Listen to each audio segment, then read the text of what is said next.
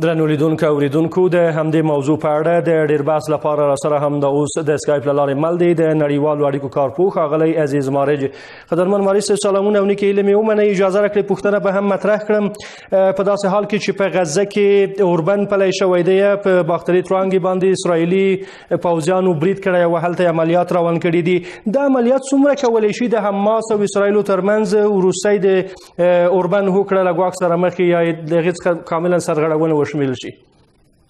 مننه. د سلام پرانکوله سره باید دویم دغه د غزې اوربند سره قط وای د سیاسي او موقت دا خاص د لپاره چې ښاغلی ترامپ لوړه کوله او دې مراسم په ځای کړل یو پیغام ولري خلکو ته چې زه تحول راولم په نړۍ کې.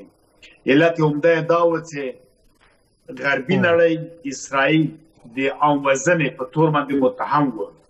حتی په خپل عربي هوادو کې دوه مساوي عربي هوادو کې حتی په ټولو کې و په اسلامي هوادو کې وګړي ناراضه وو. دوی په دې پیږي چې مشران لاسپوڅي دي، بوډاګان دي، نو دوی څه نشي ویلی. مارم خلک ناراضه دي.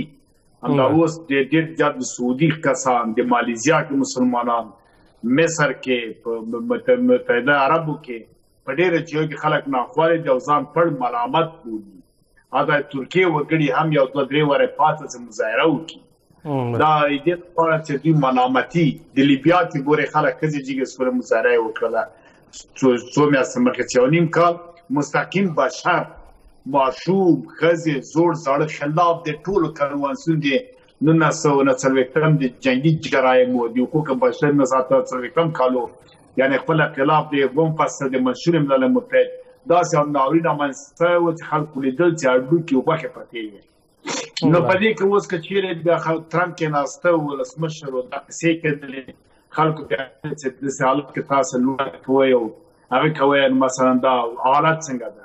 هغه د لبنان او د اسرائیل بیا هغه صحیح و هغه تفاهم وکړه چې هغه د ایران ته یو ماته رقم ورکړله په سوریه کې هم دا عمل وکړ. اما په دې چې که دوی پلان دا لري چې د غزه ټوله وارسي بیا وروسته دلته اوس پلانونه جوړ شوي دي کثیر المدت او طویل المدت چې دوی هلته بیا ودانۍ په باندې ښارونه جوړ کړي، یعنې پراختیا وکړي، لار چې هغه جونه سیمې اشغال کړي ځکه هلته اوس بغلو کې قدرمن وارث صاحب بله په ډېرې بښنې سره ځکه وخت مو کم دی د پوښتنې پاتې نه شي. د دې ستونزې د حل او د یوې بلې جګړې د پیل مخنیوي لپاره د منځګړو هیوادونو رول څه دی؟ په ځانګړې توګه د قطر، مصر او په امریکا هم ورسره ښکېله ده. دوی باید څه وکړي؟ نه دا مسله حل کېږي ځکه دغه د دفاع په سیمه کې یا د سیند کې یا د تامار په خصوصي یعنې مثلا لوانتا دا د انرژي او د غاز مسله وه. په دې باندې روس د امریکا جګړه اوس امریکا کوشش کوي خپل استازی ولېږي چې په 100 ورځو کې د اوکراین مسله حل کړي یا په شپږ میاشتو کې ټول ته سوله راولي.